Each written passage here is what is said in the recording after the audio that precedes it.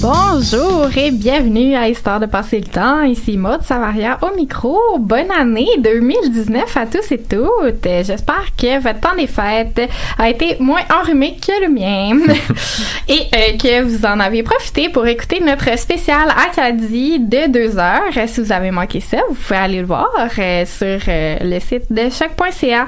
On en avait pas mal à dire sur le sujet, paraît-il. Donc, dans la dernière semaine, on a aussi publié des portraits de nos chroniqueurs et chroniqueuses sur notre page Facebook avec des suggestions de lecture, de podcasts ou d'autres activités. Et paraît-il, vous avez bien aimé ça, vous avez beaucoup liké, on est très contents. Donc, on va continuer à en publier à tous les samedis parce que notre équipe est pas mal grande. Donc, restez à l'affût. Et aujourd'hui, je reçois Oriane Daven pour nous parler de femmes assez badass qui ont décidé qu'elles voulaient continuer à travailler après leur mariage. Bonjour Oriane. Bonjour. Je reçois aussi Guillaume Cellier, de retour au micro après une longue absence. Oui. Tu viens nous parler des voyages viatiques exotiques. Bonjour Guillaume. Bonjour. Et finalement, pour la 3e chronique, notre régisseuse, Valérie Beaulieu-Paquette, nous offre une chronique sur la seule impératrice de Chine, une autre femme badass. Bonjour Valérie. Tout à fait. Allô.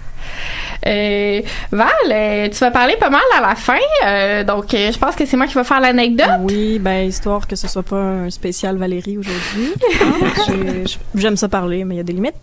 Je pense que tu voulais nous raconter pas ta fin de semaine, mais ta soirée d'hier. Ouais, ma soirée d'hier, dans le fond, je me suis installée sur mon sofa, j'ai pris une petite tisane, j'ai écouté Netflix. Cool. C'est ça. Mais non! Hier, je suis allée au théâtre avec ma maman. Et, on la salue d'ailleurs. Oui, allô? Nous sommes allés voir Les Fées ont soif à la salle Pierre-Mercure à l'UQAM. C'est présenté par Le Rideau Vert. Et c'est une pièce québécoise qui a fêté ses 40 ans en 2018. Et c'est Sophie Clément qui fait la mise en scène alors qu'elle était actrice de la première mouture en 1978. Donc, pour celles qui connaissent pas Les Fées ont soif, c'est une pièce qui entrait parfaitement dans le contexte de 78 où elle était créée.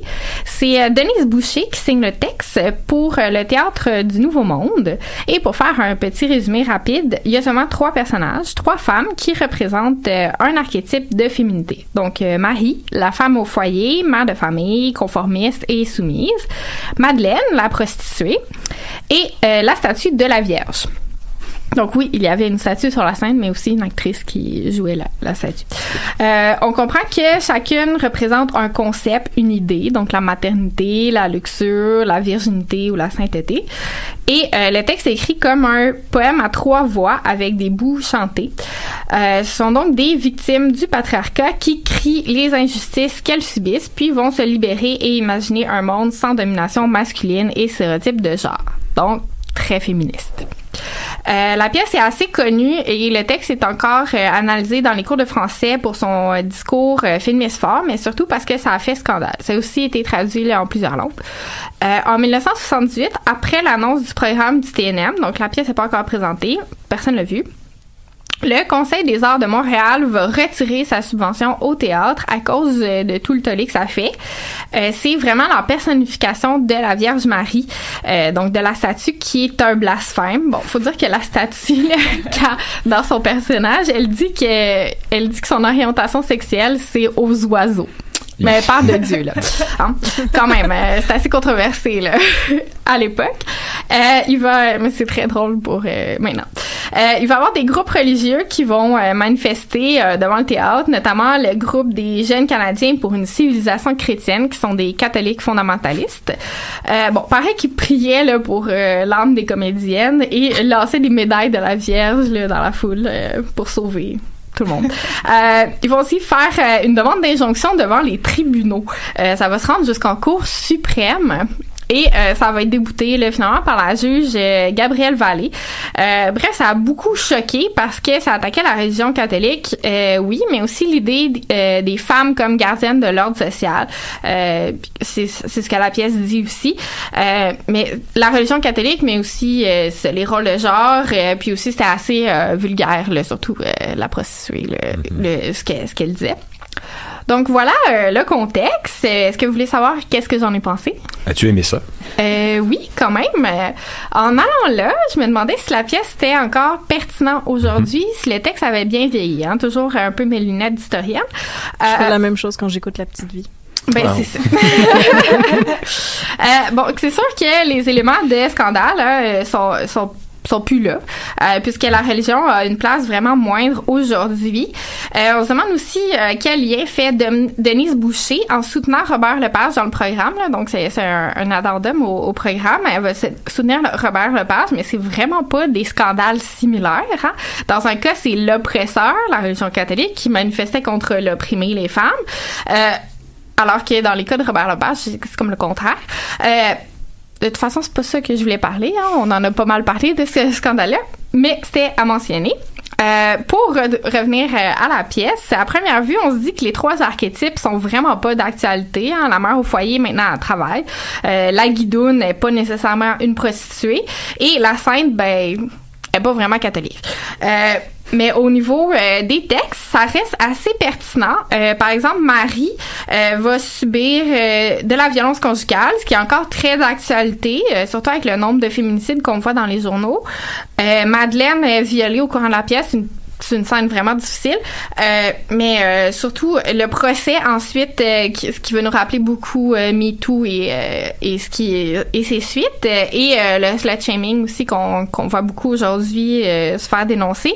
Et pour la scène, moi j'ai l'impression qu'on peut la remplacer par la pression, la perfection pour les femmes qui sont un peu toujours damn if you do, damn if you don't. Donc pour ça, je pense que ça peut être actualisé. La manière que ça a été traité, je sais pas si ça a été fait comme ça. C'est aussi très touchant de solidarité féminine. Par contre, c'est très blanc et hétérosexuel, bien sûr. Donc on espère une version remaniée, plus intersectionnelle peut-être un jour. Donc voilà, c'est présenté jusqu'au 13 janvier, donc jusqu'à dimanche à la salle Pierre Mercure, et je vous invite aussi à lire le texte qui est quand même très important pour l'histoire féministe et littéraire au Québec. Et on va poursuivre avec Oriane qui nous raconte la lutte de Barbara Dusty Road contre les mariages Ben. Le micro est à toi. Bah merci, c'était super intéressant en tout cas de quoi tu nous parlais. Donc voilà, moi je vais m'en aller sur Barbara Dusty Rhodes, qui est une hôtesse de l'air américaine et qui a été une grande leader syndicale, parce qu'en fait elle a mené une des plus importantes batailles contre la discrimination sexuelle au travail aux États-Unis dans les années 60. En fait, elle est embauchée en 1950 par l'American Airlines, donc pour être hôtesse de l'air. Puis dès son arrivée, en fait, elle est quand même pas mal dérangée par plusieurs choses. D'abord, la sexualisation des hôtesses, notamment le fait qu'il y ait des critères physiques pour être embauchée, genre une taille minimum, un poids maximum, l'uniforme obligatoire avec la jupe, les talons qui sont pas vraiment pratiques pour se balader dans les allées d'un avion, le maquillage, la coiffure, etc. Puis aussi par ce qu'on appelle le retirement policies, qui en fait touche par exemple donc les marriage ban, donc le fait qu'en fait si vous vous mariez, vous devez en fait quitter votre emploi de vous-même, là c'est pas un licenciement, c'est que vous devez partir vous-même. Et puis aussi la no pregnancy rule, donc personne qui est enceinte bien sûr, sinon voilà, vous devez partir si vous êtes enceinte. Donc elle est embauchée en 1950, puis en 1953, elle apprend que la compagnie a intégré une nouvelle règle dans les contrats de travail, celle de quitter son emploi à l'âge de 32 ans.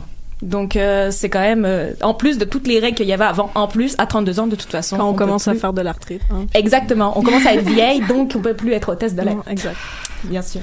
Donc, elle pense d'abord que c'est juste l'American Airlines qui a mis ces règles-là. Puis, en fait, elle se rend compte, en allant dans les syndicats, que c'est toute l'industrie aérienne qui pose les mêmes règles.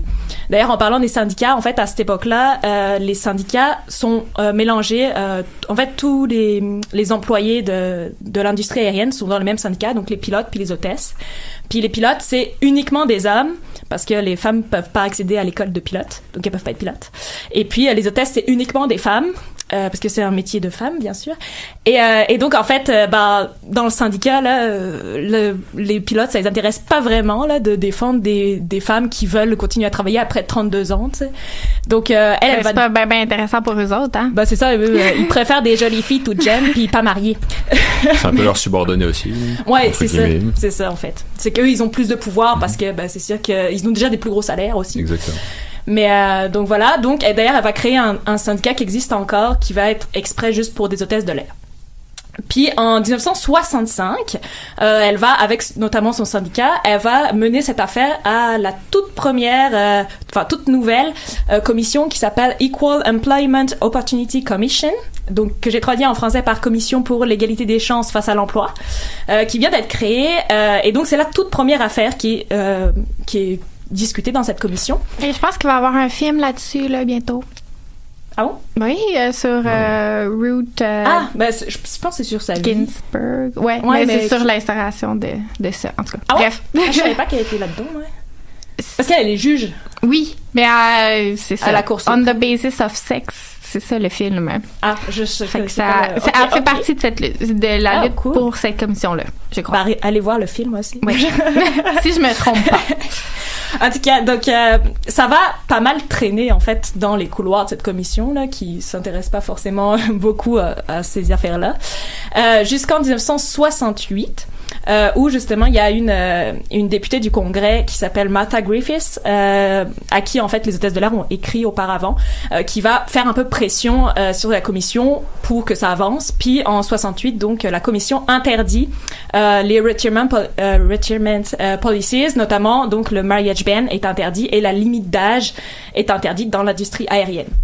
Donc cette affaire-là, en fait, ça va surtout faire une sorte de jurisprudence pour d'autres métiers, en fait.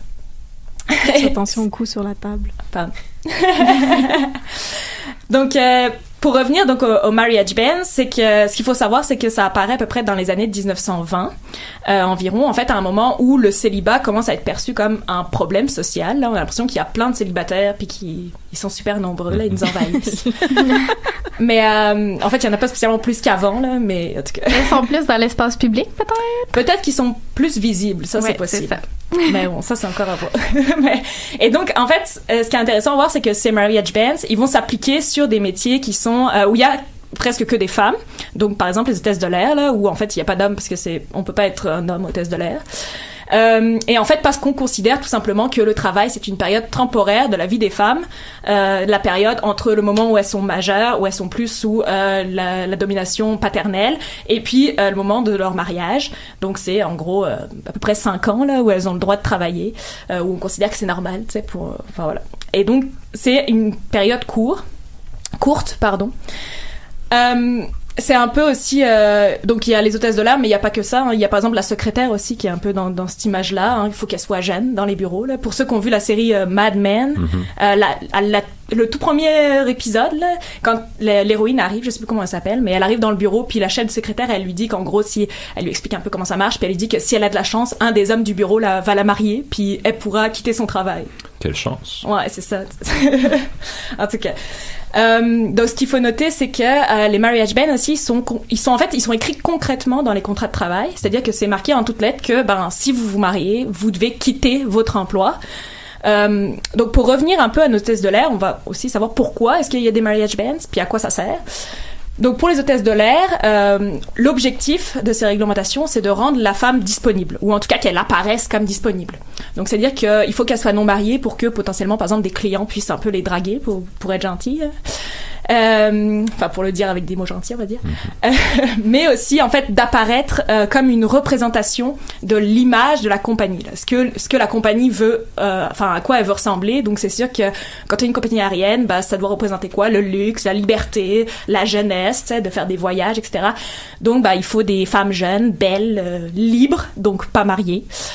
Puis il y a aussi des argumentations qui vont dire que c'est en faveur des femmes qu'on interdit les femmes mariées, tout simplement parce que si elles sont mariées, ben elles vont avoir des enfants. Puis si elles sont des enfants, ben comment elles vont faire pour s'occuper de leurs enfants si elles doivent faire des voyages, puis qu'elles peuvent pas être à leur foyer pendant plusieurs jours là. Qui va s'occuper des enfants là? Une préoccupation qui concerne vraiment les employeurs. Ben oui, mais tu sais ils s'inquiètent pour les femmes puis leurs enfants, vraiment. En tout cas. Donc, les hôtesses de l'air, c'est un cas qui est très intéressant parce qu'il va durer très longtemps dans le temps. On le voit déjà avec le combat de Dusty Rhodes, là, qui arrive à obtenir l'interdiction des marriage bans, mais dans l'industrie aérienne dans les années 60. Mais en fait, très récemment, là, dans les années 2000, il y a encore eu des plaintes qui ont été déposées. Il me semble que c'est contre l'American Airlines, encore elle.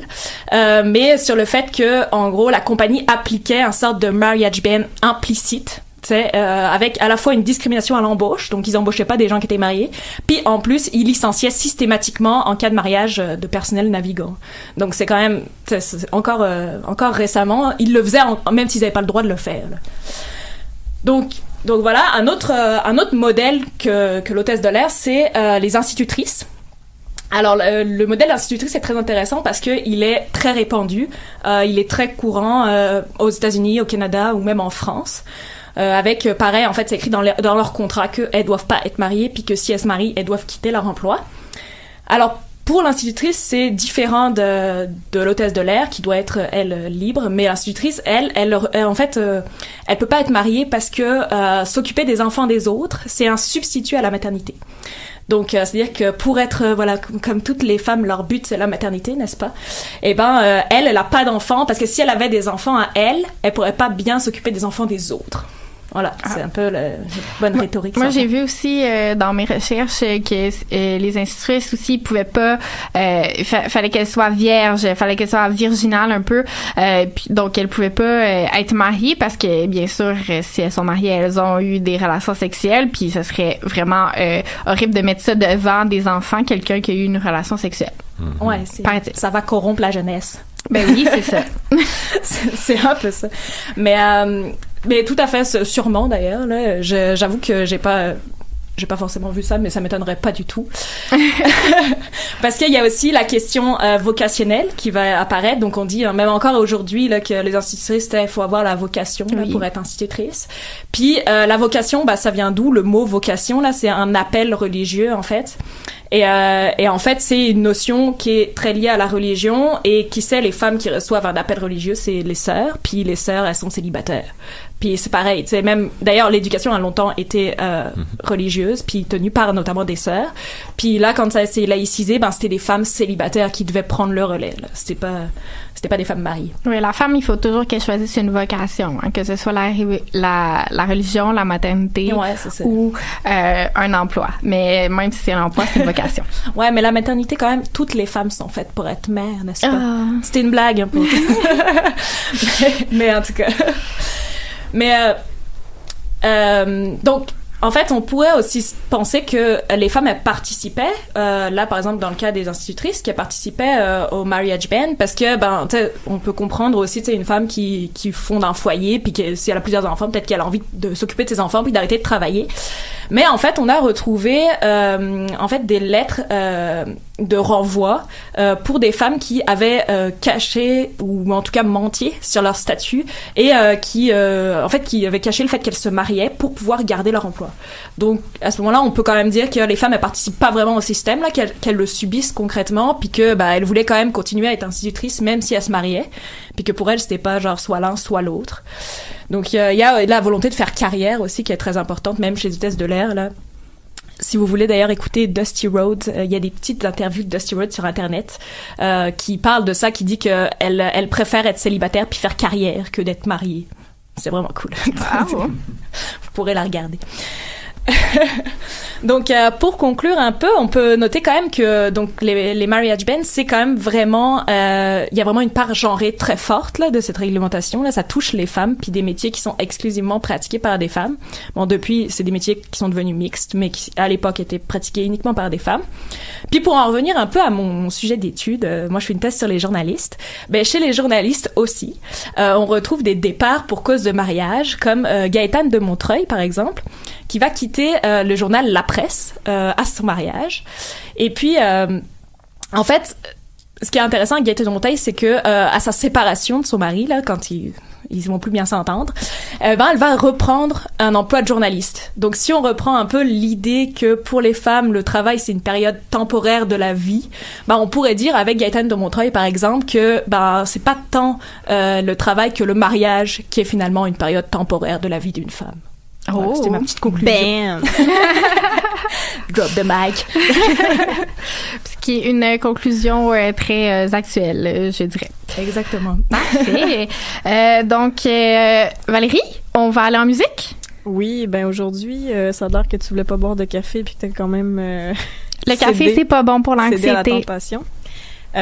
Puis ça va être notre prochaine chanson, dans le fond, Café Corsé de Bleu Jeans Bleu. Oh. À mon éveil au petit jour, je sais exactement où je dois m'aligner. Car j'ai pris l'habitude de programmer ma cafetière au moment du coucher. Je sors de la chambre, direction la cuisine, délicatement parfumée. Je ne peux plus attendre, papillon dans le ventre à l'idée de siroter un bon café corsé. Toujours envie d'un café corsé.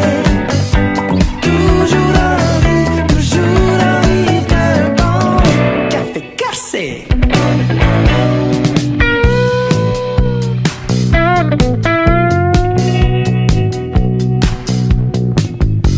Quand je suis sur la route au volant de ma rutilante caravane sexée,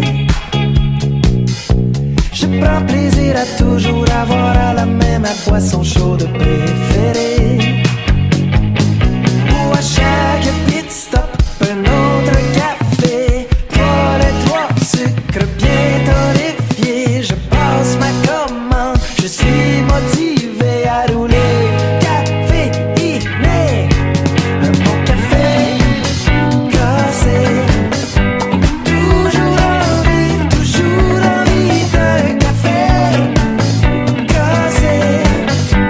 Toujours envie d'un café corsé.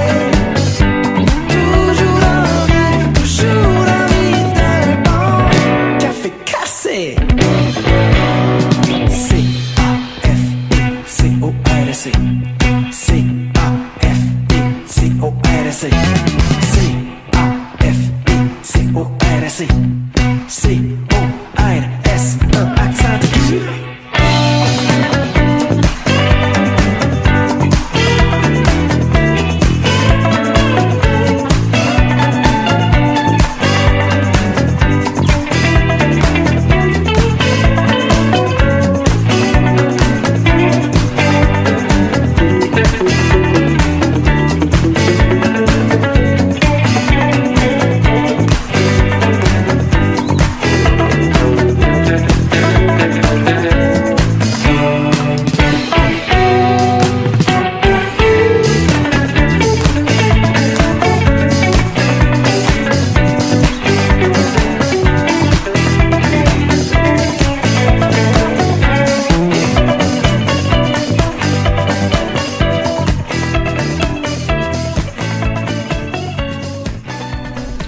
De retour à Histoire de passer le temps avec Maude Savaria au micro.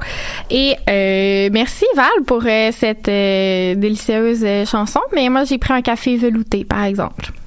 Ah, ben, chacun ses préférences. Hein? Ben, c'est ça. Donc, on va poursuivre avec Guillaume. Dis-moi, qu'est-ce qu'un voyage viatique en Égypte et qui faisait ça au 19e siècle? Okay. Un récit viatique. Viatique étant un adjectif, oui. Donc, ça veut dire juste de voyage, en fait. Pas plus compliqué que ça. Donc, c'est un récit de voyage, finalement. Ah, bon.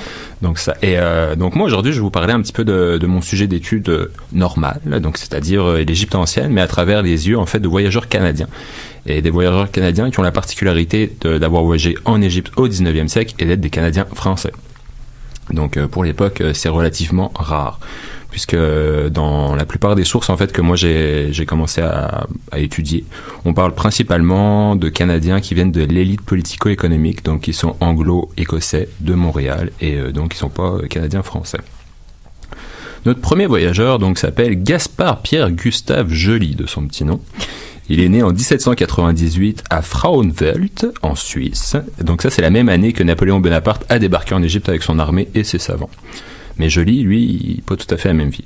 Joly, lui, c'est le fils d'un grand négociant en vin installé à Épernay, en Champagne. Donc c'est la capitale française des alcools à bulles, pour ceux qui ne le savent pas.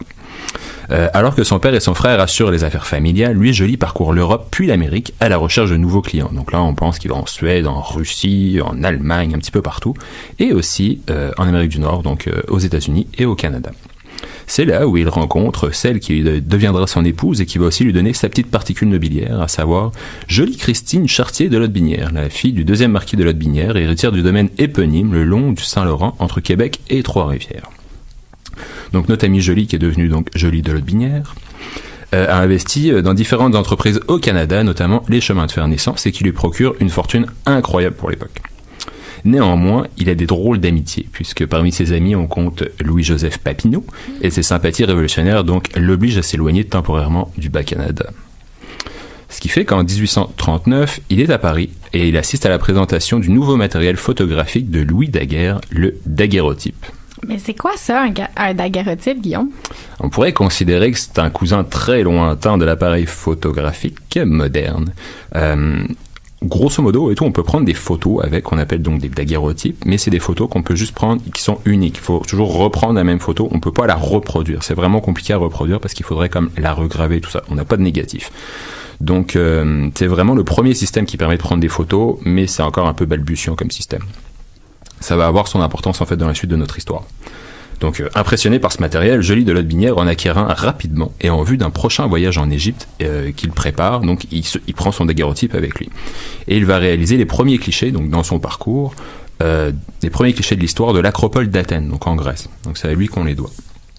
Puis il amène son daguerreotype en Égypte, où il va réaliser les premiers clichés modernes des pyramides de Gizeh. À Alexandrie, donc avant de se rendre à Gizeh, il va faire la rencontre d'Horace Vernet, donc qui est un peintre français, et de son neveu Frédéric Goupil-Vesquier, qu'il possède lui aussi un daguerreotype. Donc là, le joyeux petit trio et tout. Ouais. Un petit clip de photographie. Très. Ils font des daguerreaux selfies devant. Devant l'acropole. Ouais, c'est ça. Faut rester posé vraiment longtemps. Au moins 1 heure. Donc c'est ça. Donc notre petit trio joyeux parcourt toute l'Égypte où Joly et Frédéric vont rivaliser pour produire les meilleurs clichés des monuments égyptiens qu'ils visitent. Donc dans la suite de son histoire, là, Joly va se rendre jusqu'en Terre Sainte et tout ça, et puis va continuer à prendre quelques photos sur le passage. Au retour en France, il va tenter de vendre finalement ce qu'on va appeler ses photographies, là, ses daguerreotypes, mais il a vraiment la difficulté à trouver preneur. À savoir qu'il a réussi à réaliser quand même 94 clichés qu'on pourrait considérer comme nets, là, puisque le temps de pause est vraiment long. On peut pas réaliser autant de clichés qu'aujourd'hui. C'est assez compliqué, en fait, comme système. Et sur ces 94-là, il y en a juste 5 qui vont être vendus. Et là, en fait, le système, c'est qu'il faut les reproduire. Pour les reproduire, il faut les regraver. Donc, ça prend vraiment un certain temps et puis c'est une longue démarche. L'affaire est quand même qu'on a 5 daguerreotypes donc de Joly qui ont été reproduits dans un livre qui s'appelle Excursion daguerrienne, donc qui a été publié en 1841. C'est les seuls daguerreotypes qu'on a de lui qui là ont été regravés, mais on n'a plus les originaux, on ne sait pas où ils sont passés les originaux. Donc toutes les autres sont perdues. Exactement. Les 90 autres. Ouais, peut-être dans une collection quelque part, on sait pas. Il y a quelqu'un, il a ça dans son grenier. Genre 94 daguerreotypes d'Égypte. Exactement. Donc avis à lui, là, à m'avertir. Guillaume est preneur. Ah oui, on peut s'arranger. Lotbinière tout nous a aussi laissé un manuscrit donc viatique de son voyage, donc qui décrit donc tout son voyage, notamment en Égypte et en Terre Sainte, mais qui a été que tardivement redécouvert et qui n'a seulement été publié qu'en 2011 par nos collègues de l'université Laval à Québec.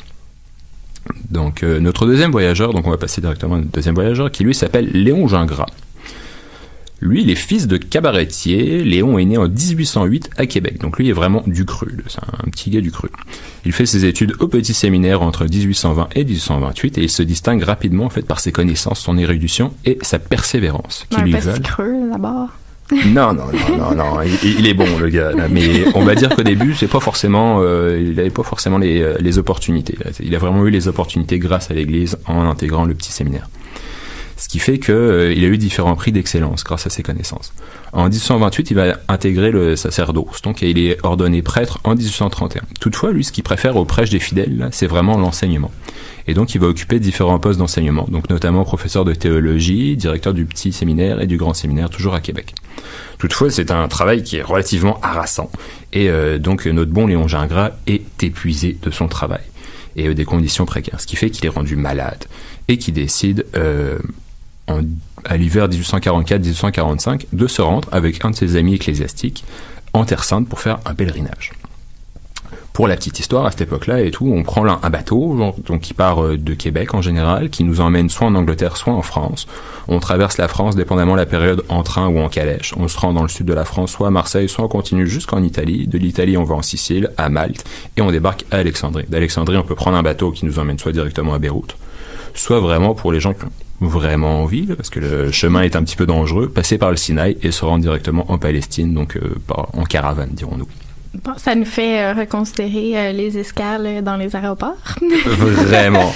Mais eux autres ont la foi. Ah ben oui, c'est ça. Pas seulement dans les vacances.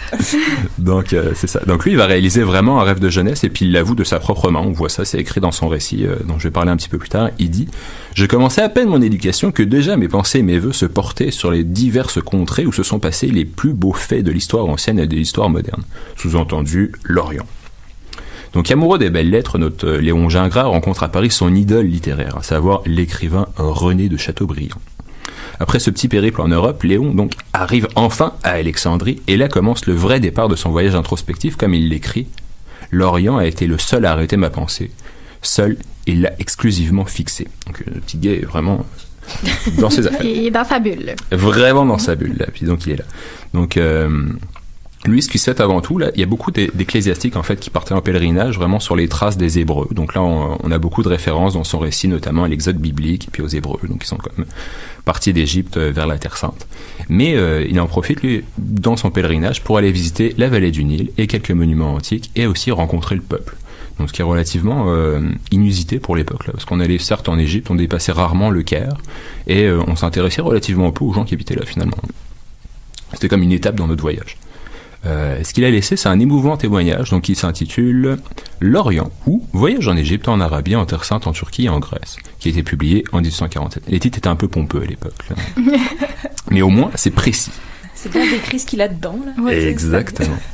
Et la description va plus loin, puisque c'est une imposante brique de 1028 pages, qui reste encore aujourd'hui un trésor d'érudition.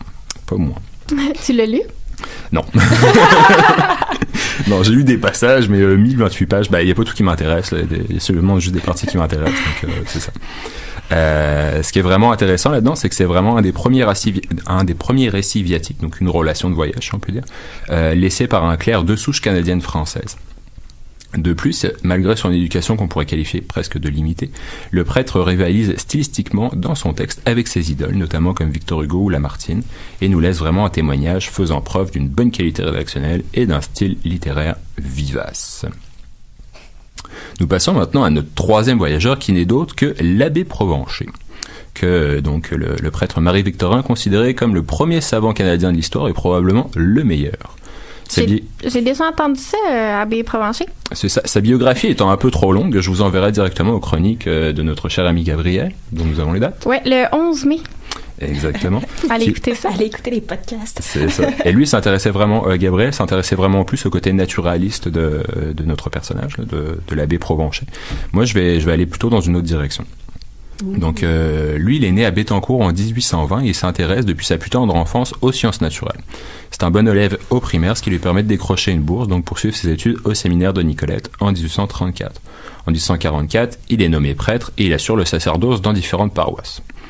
Cependant, les intérêts réels de Léon Provencher se portent sur l'horticulture, l'herboristerie et l'entomologie. Autodidacte, il va réussir à se former à travers ses propres lectures et acquérir une solide expérience et une solide réputation dans ce domaine en Amérique du Nord. Toutefois, il utilise des méthodes peu catholiques pour un religieux à cette époque, et Léon Provencher s'attire les foudres des seigneurs locaux, de ses confrères ecclésiastiques et même de ses paroissiens. Las des différents conflits qui sont créés avec son caractère particulier, comme il est considéré dans les sources, il doit présenter sa démission en 1868 et se retire donc à Québec et à Cap-Rouge, là où il peut vraiment se concentrer sur ses passions naturalistes. Mais néanmoins, notre abbé n'en délaisse pas pour autant Dieu. Il organise à plusieurs reprises des pèlerinages en Orient pour y visiter la Terre Sainte, le premier datant de 1881.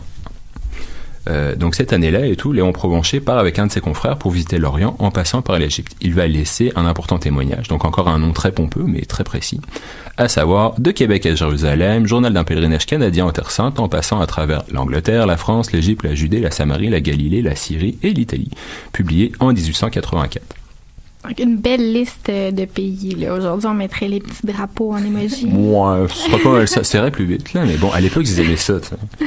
Donc, ça, c'est vraiment considéré comme la plus longue relation d'un ecclésiastique catholique nord-américain en Orient. L'ouvrage fait cette fois juste 127 pages, donc, versus l'autre qui en faisait 1024. Là.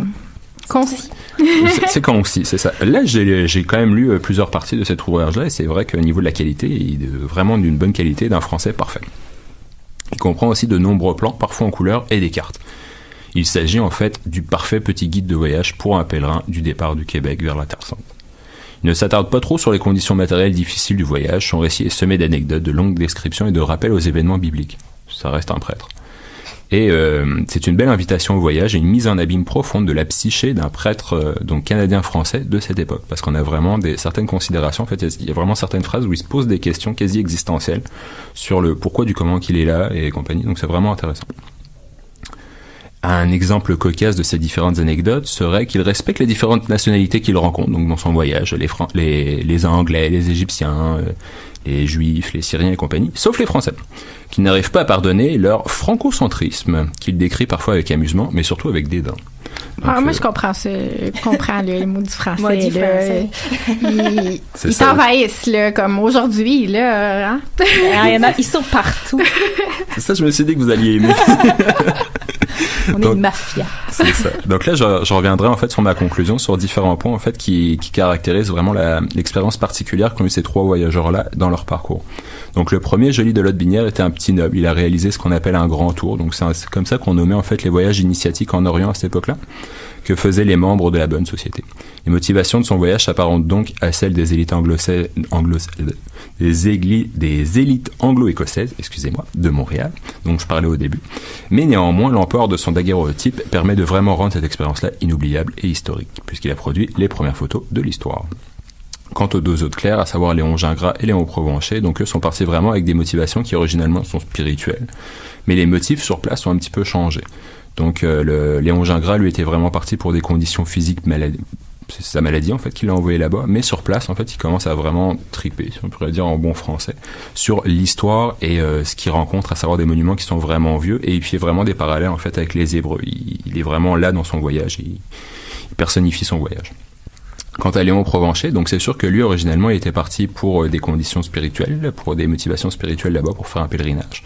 Mais une fois qu'il est rendu sur place, son œil de scientifique naturaliste revient, genre. Et là, il va commencer à prendre de nombreux petits échantillons qu'il va ramener au Canada, et il va les ramener, en fait, à Québec. Et là, ça va être les premiers échantillons qui vont être ramenés d'Orient pour des étudiants canadiens-français. Puisqu'il y en avait d'autres qui avaient été ramenés avant, mais seulement pour les étudiants de McGill, anglophones. Donc, si on peut conclure, ce qui est vraiment intéressant, c'est justement que ces voyageurs-là, en fait, sont des Canadiens français, ce qui est vraiment très rare pour l'époque. Et ça nous amène une perception plus nuancée et plus humaine, si on peut dire, des voyages en Égypte à ce moment-là, au 19e siècle. Merci, Guillaume. Très intéressant récit de voyage. Et Valérie, on va aller en musique? Oui, moi je vais faire la prochaine chronique qui va porter sur l'impératrice Wu Zetian. Donc pour vous mettre tranquillement dans le bain, faire une belle transition, c'est le DJ Honora de son 3e album Chinoiserie avec la chanson Bye Bye. Mais partez pas là. Ouais.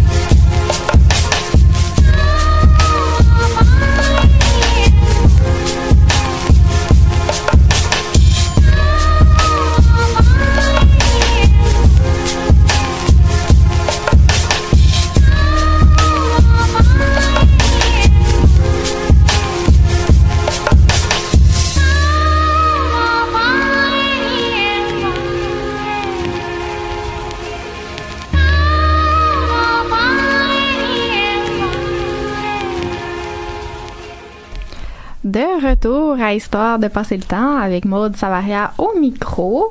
Et nous allons poursuivre tout de suite avec la dernière chronique de l'émission avec Valérie qui nous transporte en Chine il y a de cela fort longtemps avec le règne de l'impératrice... je vais te laisser prononcer son nom parce qu'il était meilleur que moi. L'impératrice Wu Zetian. Voilà. Oui, il y a fort longtemps, on se déplace dans la Chine médiévale.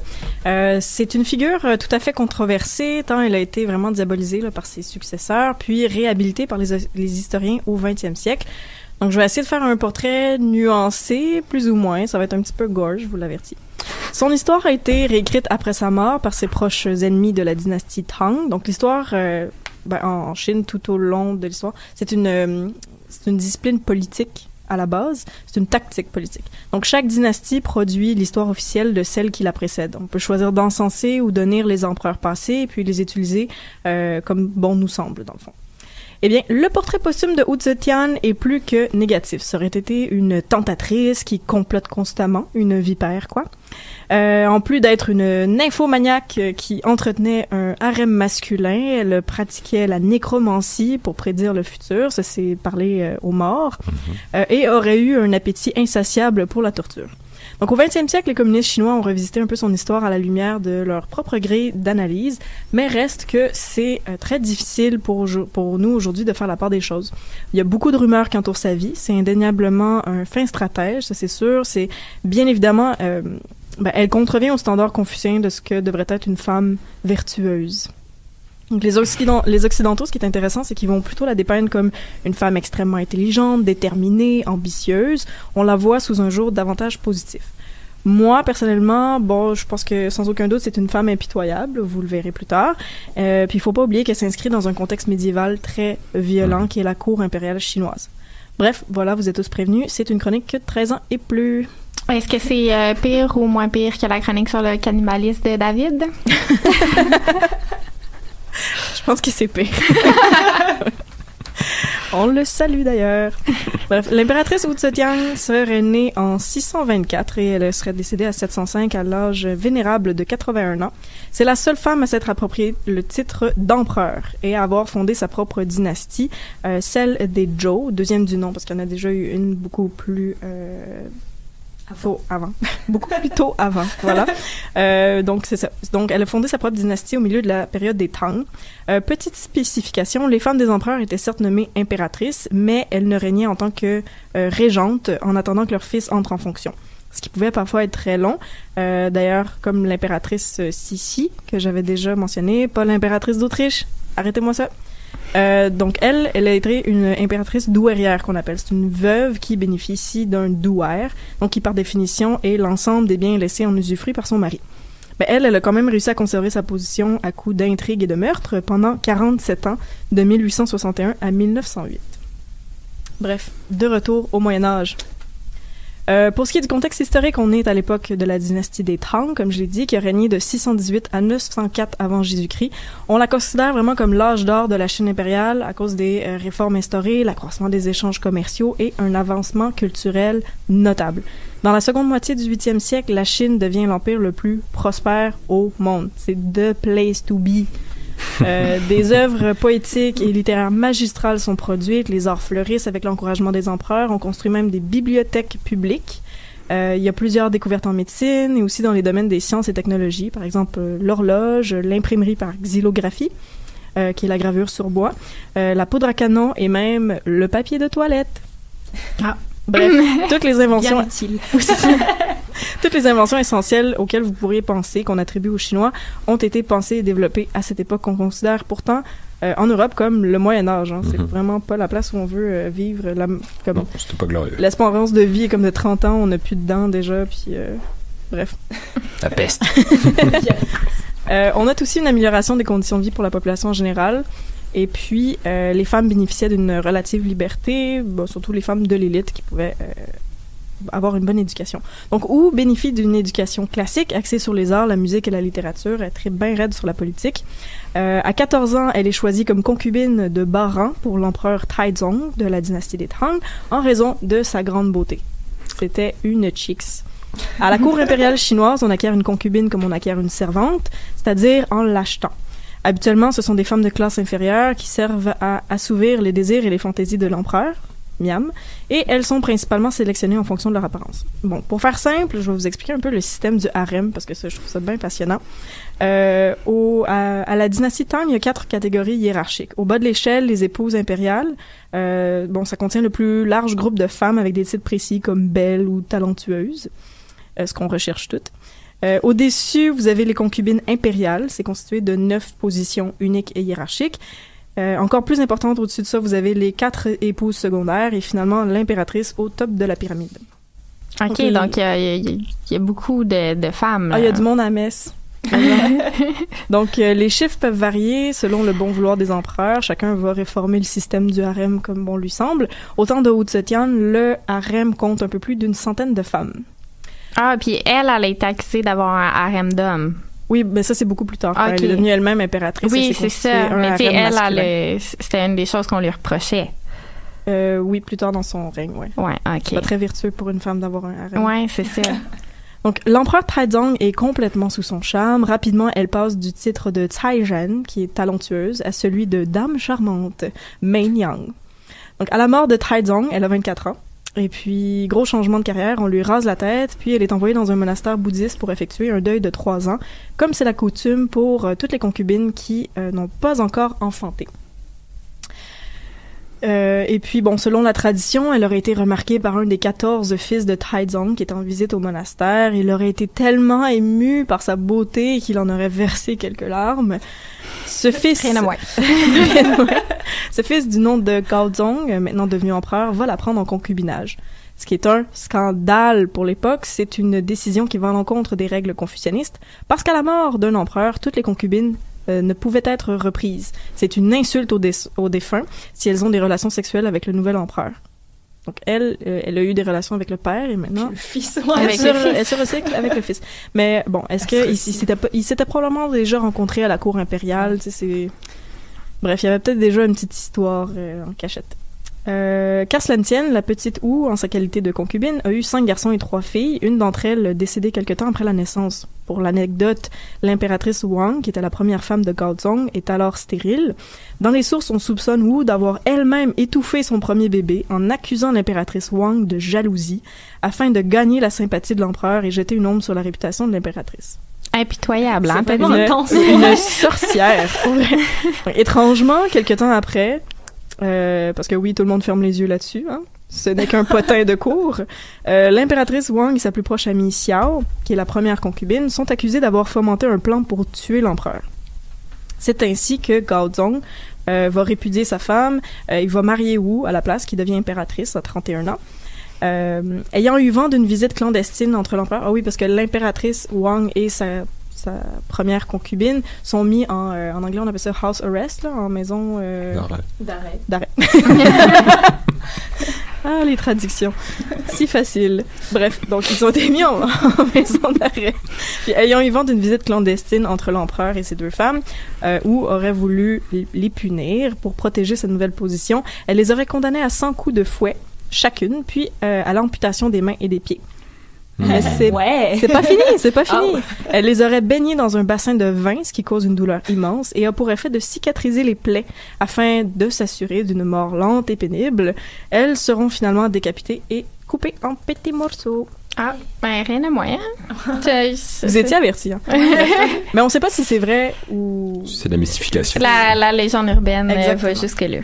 Quoi qu'il en soit, si on regarde seulement les faits, en une décennie, elle a passé de simple concubine de bas étage à première femme de l'empereur. Quand même assez intelligente. Une belle promotion. Oui, c'est ça. Donc, lors du règne de son mari, elle aurait soutenu sans faille son pouvoir, mais elle met toujours de l'avant sa position à titre d'égal. Elle se veut le penchant féminin de l'empereur, pas seulement une reine. Bien qu'elle siège derrière un voile lors des audiences de son mari, comme c'est la règle, elle siège sur un trône à l'image du sien. Donc, elle a un trône d'empereur, pas un trône de reine. Je sais pas de quoi ça a de l'air, malheureusement, je peux pas vous le dire, mais ça doit être assez impressionnant. Elle s'est aussi obstinée à prendre part aux rituels et sacrifices officiels pour assurer la prospérité de l'Empire, ce qui est du jamais vu. C'est que l'empereur étant le fils du ciel et par définition donc le seul lien entre celui-ci et la terre, Eh bien, Wu affirme pour sa défense que le ciel est yang et la terre est yin, et que c'est donc une femme qui doit exécuter le rituel qui y est associé. Eh bien joué. Les gens. Bien Elle place ses pions, là. Ah oui, oui. Donc, à son grand avantage, elle fait le rituel, les sacrifices, et puis il y a des résultats remarquables dans les récoltes qui vont lui attirer de nombreux appuis à la cour. Leur mariage va perdurer pendant 30 ans, jusqu'à la mort de l'empereur en 683, qui est alors âgé de 55 ans. Paraît qu'il aurait fait une crise cardiaque, mais les sources officielles rapportent toutefois que Wu l'aurait plutôt empoisonné pour accéder au pouvoir. Ce que je trouve quand même assez peu probable. Je veux dire, après 30 ans... Elle en avait peut-être marre. Elle aurait pu le faire avant. Elle est vraiment patiente, hein? Bref, elle atteint le titre d'impératrice douairière, comme l'impératrice Sissi, mais en à peine quelques années, elle s'arroge celui d'impératrice régnante. Elle y parvient en forçant son plus jeune fils à abdiquer et s'autoproclame empereur de Chine. Les sources officielles, encore une fois, racontent qu'elle aurait manipulé, tué, fait emprisonner ou exilé ses fils pour y parvenir. Ce qui est sûr, c'est qu'elle réussit quand même à les écarter du pouvoir. Dans tous les cas, c'est à ce moment qu'elle change de nom, comme c'est la coutume pour tous les empereurs, et qu'elle se donne celui de Wu Zetian, régente du ciel. Donc, elle affirme ainsi sa position en tant que lien terrestre du divin. Elle est alors âgée de 66 ans, puis elle va régner seule pour les 15 années suivantes, ce qui est quand même assez impressionnant. Pour faire un petit bilan de son règne, l'historien britannique C.P. Fitzgerald va jusqu'à affirmer que sans elle, la dynastie Tang n'aurait pu survivre aussi longtemps et la Chine aurait probablement été rapidement morcelée. Là, c'est assez impressionnant. Elle instaure une véritable méritocratie, d'abord, avec un système d'examen et d'entrevue. De ce fait, elle va s'entourer de lettrés compétents plutôt que de gens issus de la noblesse, c'est-à-dire sa belle famille. Elle permet la critique ouverte de son gouvernement pour repérer et anéantir ses ennemis. D'ailleurs, c'est pas pour rien que Mao Zedong l'a dépeint comme une habile dirigeante. Elle a aussi mis en place une police secrète et un système de délation anonyme en plaçant des urnes à la cour où les gens étaient invités à se dénoncer les uns les autres. Ah, bonne ambiance. Une belle ambiance de coopération. Elle fait exiler, exécuter et pousse au suicide environ 80% du ministère en place pour les remplacer. Ça me fait penser un petit peu à Xi Jinping, mais bon. Petit d'œil. On se rappelle que j'ai utilisé le mot impitoyable pour la décrire au début. Au début, j'avais dit ça quand même. Donc, en ce qui concerne la gestion de la société chinoise, c'est beaucoup plus positif, ce qui me fait douter de toutes ces histoires horribles qu'on entend. Elle fait réduire les impôts des paysans pour encourager la production agraire. Elle instaure des maisons de répit pour les malades et les pauvres. Elle réduit les dépenses militaires en évitant des guerres coûteuses. Donc, c'est pas une impératrice guerrière. Tout en étant capable de sécuriser les frontières de l'Empire. Notamment, il y a l'Empire du Tibet à gauche. À l'ouest. Au nord-ouest. On est historien. J'ai là, dans le petit coin. Bref, elle va aussi encourager les arts et le bouddhisme par la construction de nombreux monastères. Ce qui est assez intéressant, c'est qu'elle fait beaucoup aussi pour les femmes. Donc, elle augmente la période de deuil des mères défuntes pour être égale autant allouée à celui des pères. Donc, dès que ta mère décède, maintenant, tu es obligé de faire un deuil de 3 ans, comme ça aurait été le cas pour le père. De ce que j'ai lu, par contre, on peut pas lui apposer l'étiquette féministe au sens où on l'entend aujourd'hui. On a toujours tendance à vouloir le faire avec les grandes figures féminines du passé. Mais elle se voyait quand même vraiment à l'égal des hommes. Puis, elle a promu beaucoup l'éducation des femmes. Par contre, elle aurait été aussi fortement conservatrice, car à son sens, la maison était intimement liée aux fonctions de la femme. C'est pour ça que je dis que c'est comme féministe, mais pas proto-féministe, peut-être? Mais pour son époque, ouais, c'était quand même vraiment en avance sur les femmes. Oui, tout à fait, mais... Après, non, mais c'est sûr que de toute façon, on pourrait elle prend soin des femmes, mais reste qu'elle change pas le statut en tant que tel. Oui, ben c'est sûr que d'apposer une étiquette féministe, c'est pas... c'est anachronique. C'est anachronique, oui, c'est ça. Donc, ben, tout de même, elle instaure des nouveaux règlements qui vont favoriser la femme chinoise. Donc, organiser des funérailles publiques pour les femmes sans abri, ouvrir des centres de soins pour femmes, des hospices pour les femmes âgées, des maisons pour les jeunes filles, ainsi que des temples pour les nonnes. Donc, pour conclure, elle a quand même réussi à marier le fils de son premier mari, à se débarrasser presque entièrement de sa belle famille, à se constituer un harem masculin, props, et à établir une dynastie au nom de son propre clan d'origine. Parce qu'il y a aussi le fait qu'elle a déplacé la capitale Chang'an à Luoyang, qui est un gros move politique, qui était aussi la ville de ses propres ancêtres. Donc, elle a fondé la dynastie des Zhou à ce moment-là. Si elle s'est montrée particulièrement cruelle envers ses opposants, elle a aussi mis en place des réformes sociales qu'on considère comme positives de nos jours. J'aimerais ajouter quand même qu'il faut dire que si elle arrive à faire tout ça, c'est aussi qu'elle s'est gagnée de nombreux appuis et qu'elle a habilement navigué à son avantage sur une mer houleuse, opposant conservateurs, réformistes, bouddhistes, taoïstes et confucéens. Donc, une femme très intelligente et ambitieuse, ça c'est très certain. Faut garder en tête que le système impérial chinois, c'est un lourd système bureaucratique dans lequel se jouent d'innombrables jeux d'alliances, de tensions et d'ententes secrètes. Donc, faut regarder le contexte dans lequel elle se situe. Tuer son prochain pour arriver à ses fins, c'était pas vu comme quelque chose de si dramatique. Et la Pierre, les mains, ça va. Ouais, comme étouffer son propre enfant. Un mode de survie comme un autre. C'est ça. Elle avait tout compris comment ça fonctionnait, par exemple. Ça, c'est Oui, clair. tout à fait. Les rouages. Elle était belle et intelligente. Bref, je vais vous inviter à lire davantage sur ce personnage puis à vous faire votre propre idée de cette femme qui a du front tout le tour de la tête. Wu Zetian, séductrice, forte et impitoyable, seul empereur féminin de l'histoire de la Chine. Wow, merci Val pour cette très intéressante chronique. Donc c'est tout pour aujourd'hui pour Histoire de passer le temps. Merci d'avoir été là avec nous. Suivez-nous sur Facebook et sur Twitter. Partagez notre émission. Écoutez-nous sur le live Facebook, sur le site de choc.ca ou en balado. Bonne soirée et à la semaine prochaine.